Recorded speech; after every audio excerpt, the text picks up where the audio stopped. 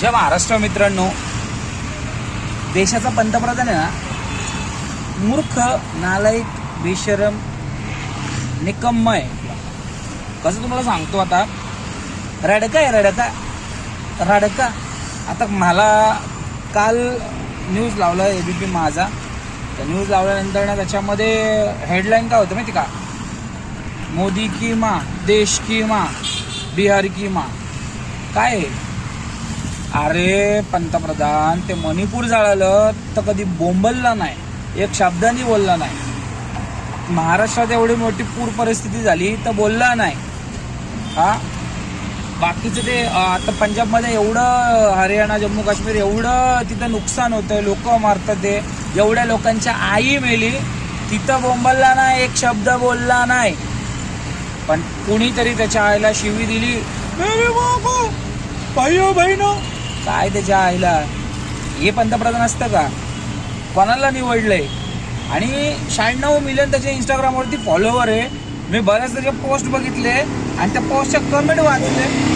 एक माणूस त्याला चांगलं कमेंट करत नाही.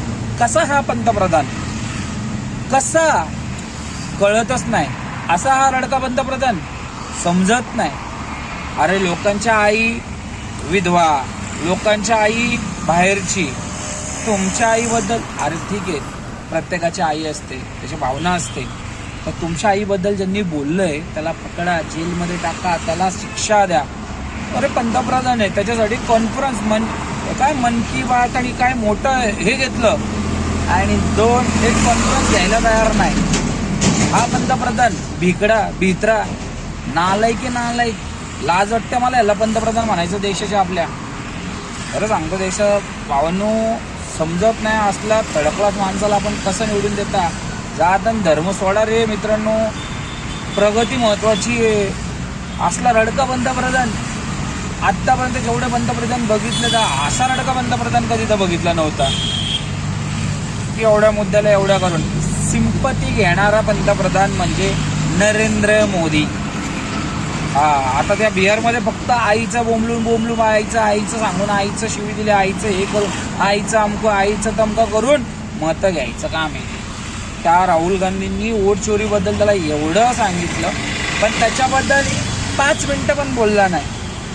पण आईबद्दल बोलला. अरे कोण त्या RJD वाले, कोण पप्पू यादव, कोण बोलला असेल त्याला पकडा, जेलमध्ये टाका. रडतं कशाला? शोबाजी करतो. थर्ड क्लास पंतप्रधान, थर्ड क्लास. जय हिंद, जय महाराष्ट्र.